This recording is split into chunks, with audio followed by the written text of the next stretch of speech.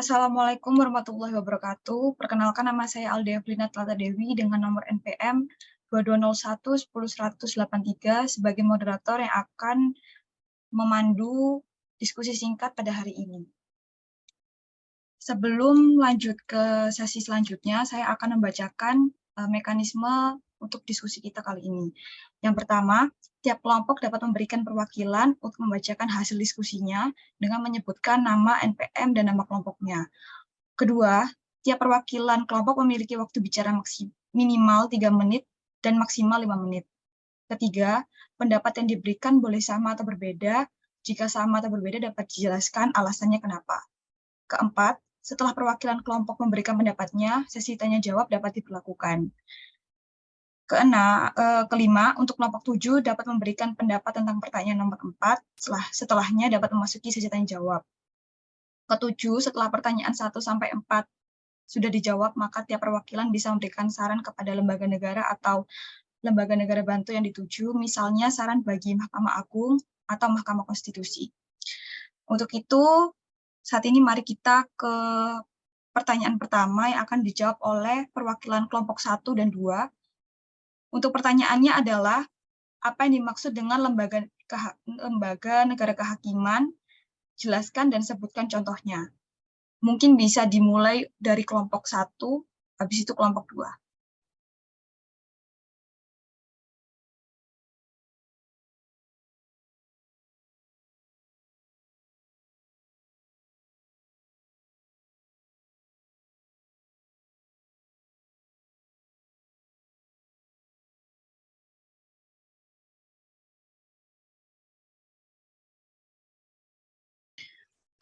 Kelompok 1 belum menjawab, mungkin kelompok 2 bisa langsung menjawab.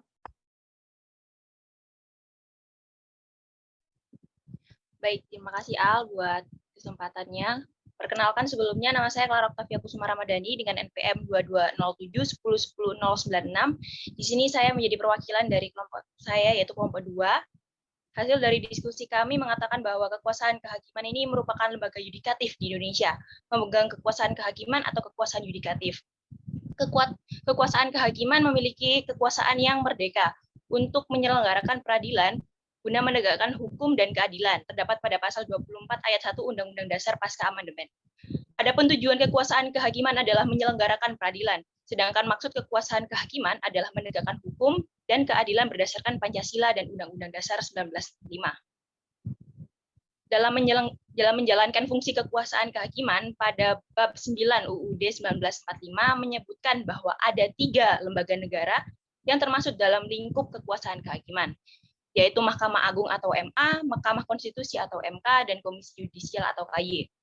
Badan peradilan yang tertinggi di Indonesia adalah Mahkamah Agung, sedangkan badan peradilan yang lebih rendah berada di bawah Mahkamah Agung adalah seperti peradilan umum, yaitu terdiri dari peradilan negeri dan juga pengadilan tinggi dan juga pengadilan negeri. Yang kedua ada badan peradilan agama yang terdiri dari pengadilan tinggi agama dan pengadilan agama. Lalu ada badan peradilan militer, di dalamnya ada pengadilan militer utama, tinggi, dan pengadilan militer. Yang keempat ada Badan Peradilan Tata Usaha Negara yang di dalamnya terdiri dari Pengadilan Tinggi Usaha Negara dan Pengadilan Tata Usaha Negara. Lalu setelah itu pada zaman kolonial Hindia Belanda, kekuasaan kehakiman dilaksanakan oleh 4 badan peradilan. Dalam bahasa Belanda dikenal dengan istilah Rechtspraken. Peradilan yang dimaksud terdiri dari peradilan gubernemen, yang kedua ada peradilan pribumi, lalu ada peradilan swap praja, dan juga peradilan desa. Mungkin itu Al dari kelompok kami yang bisa kami sampaikan. Bisa dilanjut. Baik, terima kasih untuk kelompok 2. Selanjutnya dipersilakan untuk kelompok 1. Nah, lembaga kehakiman merupakan suatu kuasa negara yang merdeka untuk menyelenggarakan peradilan guna menegakkan hukum dan keadilan berdasarkan Pancasila dan Undang-Undang Dasar Negara Republik Indonesia tahun 1945 demi terselenggaranya negara hukum Republik Indonesia. Dalam pasal 24 menjelaskan bahwa kekuasaan hukum merupakan kuasa yang merdeka untuk menyelenggarakan peradilan guna menegakkan hukum keadilan. Fungsi utama kekuasaan kehakiman yaitu untuk memutuskan keputusan dalam suatu perkara dengan penerapan hukum secara paksa. Selain itu, bisa juga diartikan bahwa kekuasaan kehakiman itu penting dikarenakan adanya kewenangan untuk memutuskan perkara demi mewujudkan ketertiban umum di masyarakat melalui putusan yang adil. Mahkamah Agung adalah pemegang kekuasaan kehakiman sebagaimana dimaksud dalam Undang-Undang Dasar Negara Republik Indonesia tahun 1945. Baik, terima kasih.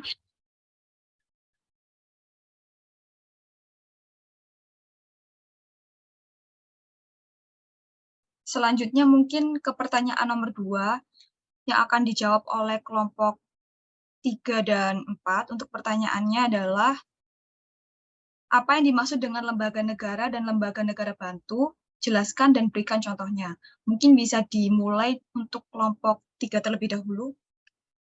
Baik.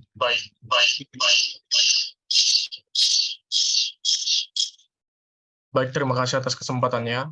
Perkenalkan, saya Muhammad Fajri Rahab, NPM 2207101019.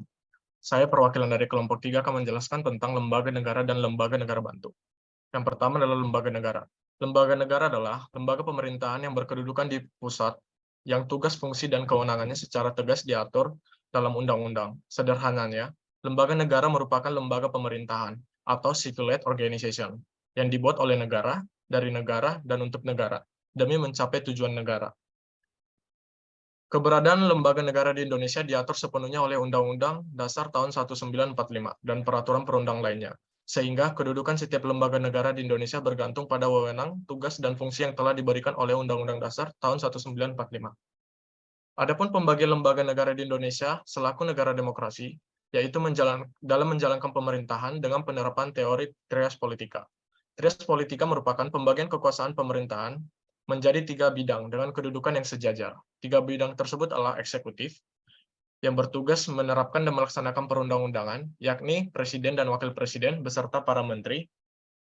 Yang kedua adalah legislatif, yang bertugas membuat perundang-undangan, yakni Dewan Perwakilan Rakyat. Dan yang ketiga adalah yudikatif, bertugas untuk mempertahankan pelaksanaan perundang-undangan, yakni Mahkamah Agung dan Mahkamah Konstitusi. Selanjutnya akan disampaikan oleh teman saya. Baik, terima kasih Fajri. Selanjutnya yakni lembaga negara bantu. Di sini saya akan melanjutkan penjelasan dari Fajri. Lembaga negara bantu ini dikenal juga sebagai lembaga bantuan negara atau lembaga penunjang negara yang didirikan oleh pemerintah untuk memberikan dukungan, layanan, atau sumber daya kepada pemerintah atau lembaga-lembaga pemerintahan lainnya. Lembaga negara bantu ini berperan dalam membantu pemerintah dalam menjalankan fungsi-fungsi administratif, teknis, atau operasional tertentu dengan tujuan meningkatkan efisiensi dan efektivitas kinerja pemerintah. Contoh dari lembaga negara bantu yakni ada BPK, Badan Pemeriksa Keuangan, BIN, Badan Intelijen Negara, BMKG, Badan Meteorologi, Klimatologi, dan Geofisika, serta badan-badan lainnya. Terima kasih. Baik, terima kasih untuk kelompok 3. Selanjutnya mungkin kelompok 4. Baik, perkenalkan nama saya Wahyu Putra Pratama dengan NPM 2207 1010 291. Jadi saya menjawab nomor 2.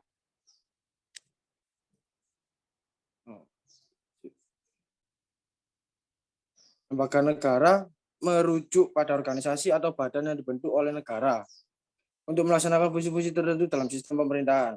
Lembaga negara ini memiliki tanggung jawab untuk menjalankan tugas-tugas penting dalam penyelenggaraan pemerintahan dan pelaksanaan kebijakan politik. Contoh lembaga negara di banyak negara termasuk kepresidenan, parlemen, Mahkamah Konstitusi, dan kementerian. Sementara itu, lembaga negara bantu adalah lembaga yang didirikan oleh negara untuk memberikan dukungan dan melakukan tugas-tugas tertentu yang berkaitan dengan fungsi-fungsi lembaga negara utama. Lembaga negara bantu bertindak sebagai mitra atau penyedia layanan bagi lembaga negara utama untuk membantu mereka dalam menjalankan tugasnya. Contoh lembaga negara bantu dapat beragam tergantung pada negara yang dimaksud. Tetapi beberapa contoh umum termasuk Bank Sentral, Auditor Independen, Lembaga Riset, dan Komisi Regulasi.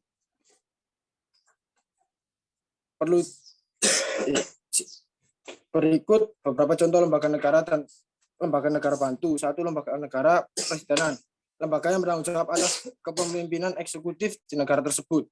Parlemen, lembaga yang memiliki wewenang legislatif dan berperan dalam pembuatan undang-undang. Mahkamah Konstitusi, lembaga yang bertugas memutuskan sengketa konstitusional dan menjaga kepatuhan terhadap konstitusi. Kementerian, lembaga yang memiliki tanggung jawab dalam mengelola menjalankan fungsi-fungsi tertentu dalam pemerintahan. Yang kedua, lembaga negara bantu. Bank sentral, lembaga yang bertugas mengatur dan mengawasi kebijakan.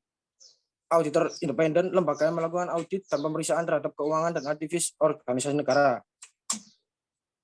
Perlu dicatat bahwa contoh-contoh di atas hanya beberapa contoh umum dan lembaga negara serta lembaga negara bantu dapat bervariasi dalam setiap negara. Sekian dari saya, terima kasih. Baik, untuk selanjutnya adalah pertanyaan bagi kelompok 5 dan 6, yaitu pertanyaan nomor 3, yaitu jelaskan bagaimana kedudukan lembaga negara dan urgensinya dalam HTN. Untuk kelompok 5, bisa dipersilakan untuk menjawab. Oke, terima kasih semuanya. Selamat siang. Saya Viola dari perwakilan kelompok 5. Saya akan membahas hasil diskusi kami tentang bagaimana kedudukan lembaga negara dan urgensinya. Pertama-tama saya akan membahas tentang kedudukannya. Lembaga negara memiliki kedudukan yang sangat penting dalam hukum tata negara. Mereka adalah badan atau organisasi yang dibentuk oleh sistem pemerintahan untuk menjalankan fungsi-fungsi khusus dalam mengelola negara. Kedudukan lembaga negara didasarkan pada prinsip-prinsip dasar HTN yang berlaku pada suatu negara. Oleh karena itu, sistem pemerintahan kita merupakan segala sesuatu perbuatan pemerintahan yang dilakukan oleh lembaga-lembaga negara seperti legislatif, eksekutif, yudikatif, di mana dengan kekuasaan masing-masing lembaga negara tersebut saling bekerja sama dan berhubungan secara fungsional dalam rangka menyelenggarakan kepentingan rakyat. Selanjutnya, ada urgensi dalam HTN. Pentingnya urgensi dalam HTN adalah mengatur dan mengelola kekuasaan negara serta hubungan antara negara dan warga negara. HTN juga adalah kumpulan norma-norma hukum yang mengatur struktur, fungsi, dan prosedur pemerintahan suatu negara. Ada beberapa urgensi dalam HTN. Pertama, menjamin kestabilan negara. Kedua, menjamin hak asasi manusia. Ketiga, mengatur pembagian kekuasaan. Keempat, mewujudkan supremasi hukum. Kelima, menciptakan keteraturan. Dan keenam, memberikan landasan bagi pemerintahan yang baik. Dengan demikian, urgensi dalam HTN adalah untuk menjaga stabilitas, menciptakan keteraturan, dan memberikan landasan bagi pemerintahan yang baik. HTN juga merupakan fondasi yang penting dalam menjalankan sistem pemerintahan yang demokratis dan menjaga keseimbangan kekuasaan dalam suatu negara. Terima kasih. Baik, terima kasih untuk kelompok 5. Selanjutnya dipersilakan untuk kelompok 6. Baik, terima kasih atas kesempatannya. Di sini saya mewakili dari kelompok 6. Sebenarnya perkenalkan, nama saya Zura Rasid dengan NPM 2207101037. Di sini saya akan menjelaskan hasil diskusi kelompok kami mengenai kedudukan lembaga negara dan urgensinya. Lembaga negara merupakan suatu organisasi yang dibentuk untuk menjalankan fungsi-fungsi pemerintahan dan memastikan berfungsinya sistem politik suatu negara. Kedudukan lembaga negara sangat penting dalam menjaga keseimbangan kekuasaan, melindungi hak-hak warga negara, dan mengatur jalannya pemerintahan. Ada beberapa lembaga negara yang ditentukan dalam sistem pemerintahan demokrasi dan urgensinya masing-masing. Yaitu yang pertama, legislatif, seperti parlemen atau Dewan Perwakilan Rakyat, tanggung jawab untuk membuat undang-undang atau peraturan-peraturan yang mengatur kehidupan masyarakat. Urgensinya terletak pada peran legislasi yang menetapkan hukum yang berlaku di negara tersebut, mengawasi kebijakan pemerintah, dan mewakili kepentingan rakyat.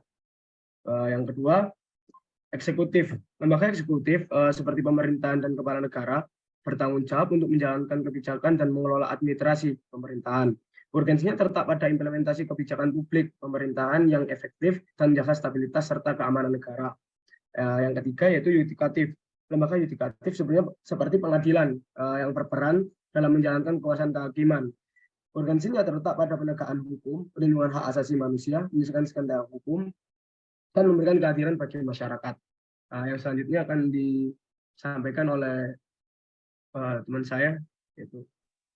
Baik, terima kasih atas waktunya. Saya akan melanjutkan jawaban Sebelumnya dari teman saya, sebelumnya perkenalkan, nama saya Komang Danum Data, NPM Akhir 208. Selanjutnya ada nomor 4, ada konstitusi. Konstitusi adalah hukum dasar negara yang menetapkan struktur pemerintahan, hak-hak warga negara, dan hubungan antar lembaga-lembaga negara. Urgensi pada konstitusi adalah terletak pada fungsi sebagai pijakan hukum yang melindungi hak-hak individu, mengatur batasan kekuasaan pemerintah, dan menyediakan kerangka kerja tata kelola negara yang demokratis. Selanjutnya ada birokrasi. Birokrasi adalah lembaga pemerintah yang terdiri dari pegawai negeri sipil yang bertanggung jawab atas pelaksanaan kebijakan dan pelayanan publik. Urgensi pada birokrasi terletak pada fungsinya sebagai pelaksana kebijakan publik, penyedia layanan masyarakat, dan penjaga integritas administrasi publik. Yang terakhir ada keuangan negara. Lembaga keuangan negara seperti Bank Sentral atau Kementerian Keuangan memiliki tanggung jawab atas pengelolaan keuangan negara, stabilitas ekonomi, dan pengawasan sistem keuangan. Urgensi lembaga keuangan negara terletak pada perannya dalam menjaga kestabilan ekonomi, mengatur kebijakan fiskal dan moneter, dan melindungi nilai mata uang Indonesia.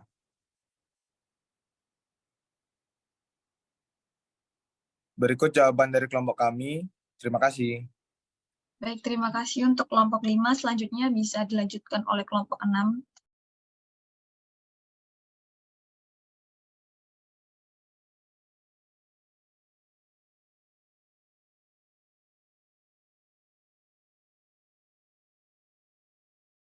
Untuk perwakilan kelompok 6, apakah ada di Zoom?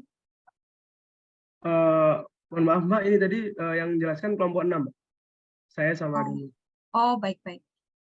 Oke, mungkin untuk semua kelompok terima kasih telah memaparkan hasil diskusinya. Lalu mungkin dari peserta apakah ada yang ditanyakan untuk kelompok 1 sampai 6?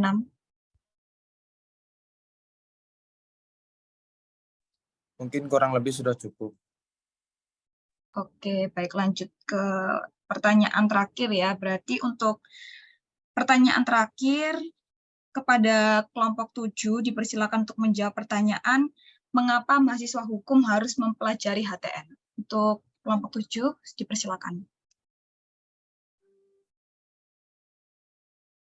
Baik, sebelumnya terima kasih. Perkenalkan, nama saya Fata Bagaskara. Di sini saya akan mewakili kelompok 7.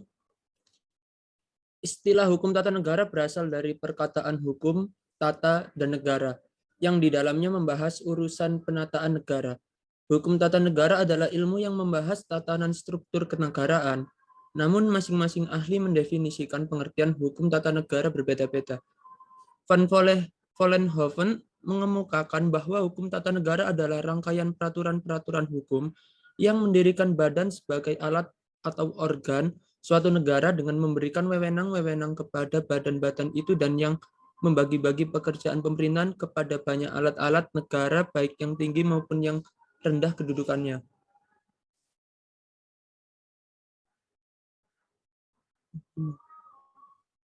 Mengapa mahasiswa harus mempelajari hukum tata negara? Karena hukum tata negara erat kaitannya dengan ilmu lainnya. Yang pertama, hukum tata negara dengan ilmu negara. Ilmu negara merupakan pemikiran abstrak dalam proses terciptanya hukum tata negara. Yang kedua, hukum tata negara dengan ilmu politik, yaitu kegiatan politik berperan sebagai pedoman dalam terciptanya hukum tata negara.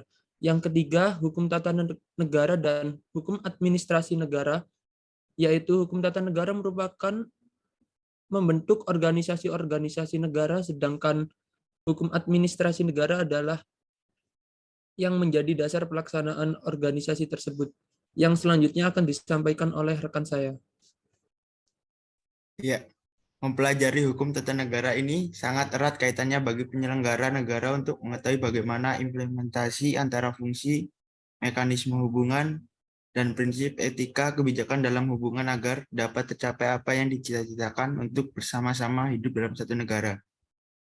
Jadi, untuk tujuan dari hukum tata negara atau HTN, yaitu untuk mempertahankan, memelihara, dan melaksanakan tata tertib di kalangan anggota-anggota masyarakat dalam negara itu dengan peraturan-peraturan yang diadakan oleh negara atau bagian-bagiannya. Sekian dari kelompok kami.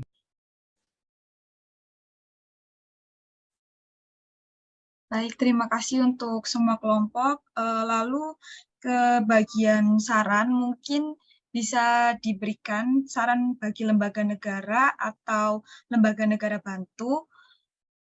Untuk tiap kelompok dapat memberikan sarannya. Terima kasih. Mungkin dimulai dari kelompok satu terlebih dahulu. Bahaya tah. Sorry.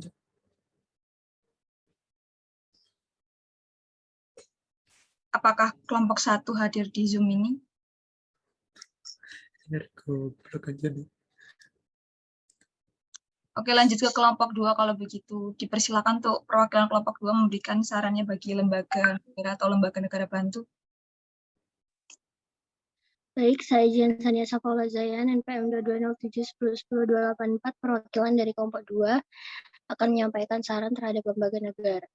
Terkait saran yang dapat kami beri sebagai berikut, Mahkamah Agung sebagai salah satu penegak hukum negara Indonesia diharapkan dapat memaksimalkan perannya dalam hal pengawasan terhadap berjalannya sistem peradilan di Indonesia, serta juga dapat menindaklanjuti secara profesional laporan-laporan dari masyarakat mencari keadilan, serta dapat memberikan pemahaman kepada masyarakat terkait dengan pentingnya peran masyarakat dalam hal melakukan pengawasan peradilan demi kemajuan peradilan sebagai penegak keadilan di masa yang akan datang.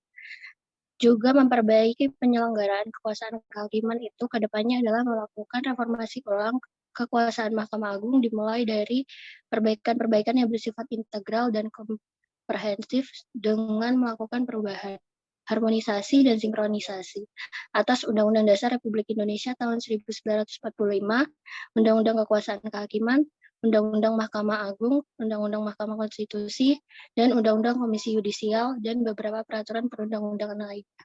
Terima kasih. Baik, terima kasih untuk kelompok 2. Selanjutnya untuk kelompok 3.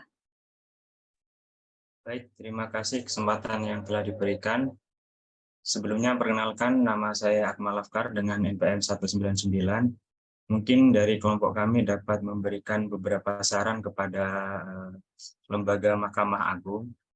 Ya, ini beberapa saran dari kami. Yang pertama, terkait keterbukaan dan transparansi. Mahkamah Agung dapat meningkatkan keterbukaan dan transparansi dengan cara mengumumkan keputusan dan putusan secara lebih luas kepada masyarakat. Lalu yang kedua, yakni efisiensi dan kecepatan. Mahkamah Agung dapat berupaya meningkatkan efisiensi dan kecepatan dalam menangani perkara.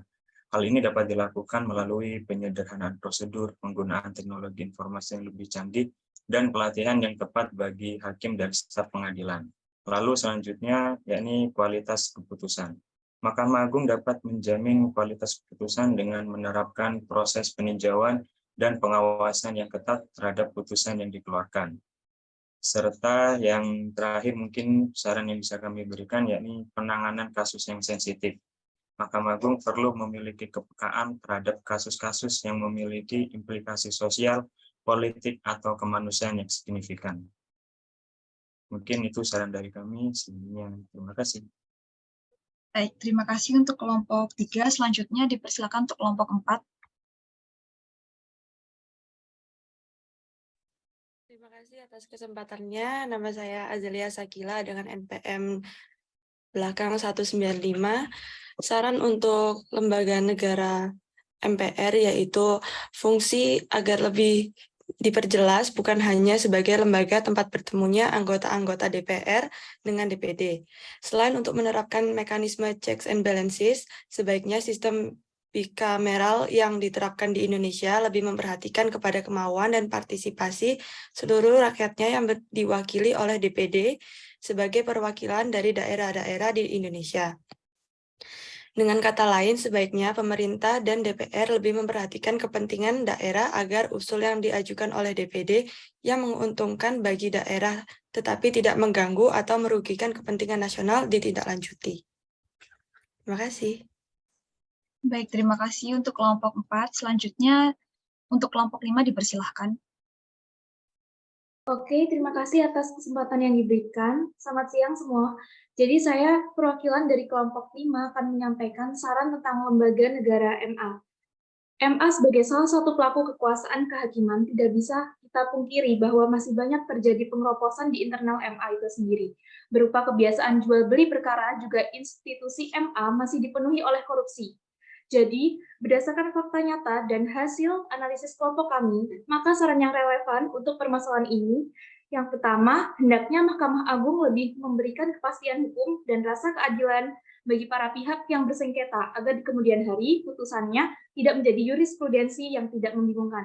Dan yang kedua, terdapat aplikasi SIWAS yang dikeluarkan MA dengan tujuan menerima dan menindaklanjuti pengaduan masyarakat secara online masih jauh dari efektif, sehingga perlunya pembenahan sistem aplikasi tersebut.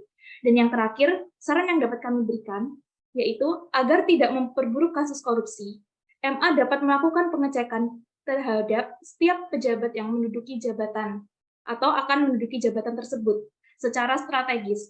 Selain diminta untuk menyerahkan LHKPN, juga dilakukan analisis profil kekayaan.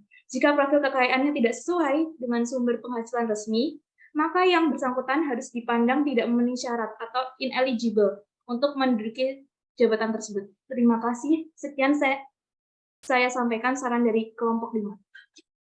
Baik, terima kasih untuk kelompok 5. Selanjutnya dipersilakan untuk kelompok 6. Baik, perkenalkan saya Riza dengan NPM 220710100182. Di sini saya akan membahas kasus mengenai kasus Polri dan KPK yang terdapat sengketa benturan kewenangan antara mengenai kasus korupsi SIM.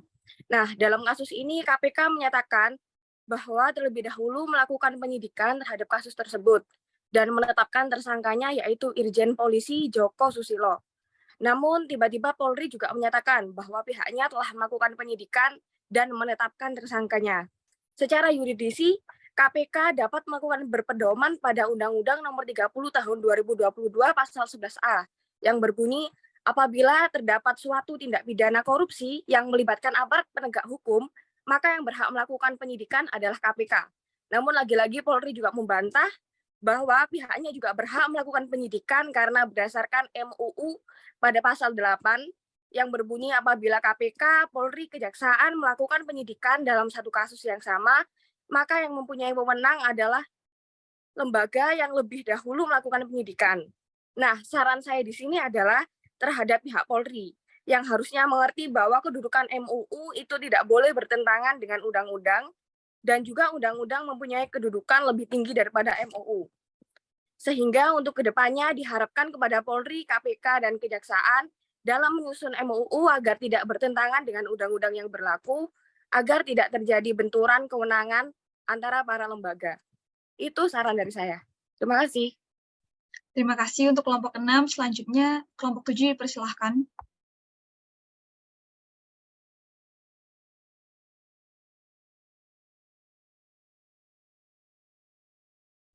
Untuk kelompok 7, apakah ada di Zoom? Baik, mohon maaf sebelumnya. Saya perwakilan dari kelompok 7. Dari pernyataan yang telah dibacakan, kelompok kami memberikan 2 saran yang sekiranya dapat dianggap sebagai masukan dan diterima dengan baik bagi seluruh lembaga yang ada. Yang pertama, diharapkan pemerintah dan pemerintah daerah dalam melaksanakan tugas dan wewenangnya melakukan harmonisasi hukum nasional, khususnya pada tahap perencanaan atau perencangan suatu peraturan guna menghindari ketidakharmonisan peraturan perundang-undangan agar hak atas pendidikan mendapatkan perlindungan melalui hukum yang pasti. Yang kedua, diharapkan pemerintah dan pemerintah daerah memperbaiki peraturan-peraturan yang tidak harmonis sebagai upaya menciptakan kepastian hukum agar hukum dapat memberikan perlindungan terhadap hak atas pendidikan. Baik, itu saja dari kelompok kami. Terima kasih sebelumnya. Terima kasih untuk perwakilan kelompok 7. Mungkin untuk diskusi kelas kita hari ini bisa kita akhiri, tapi sebelum kita mengakhiri mungkin mau SS dulu sebagai bukti kehadiran ya teman-teman. Yang belum on cam mungkin bisa on cam.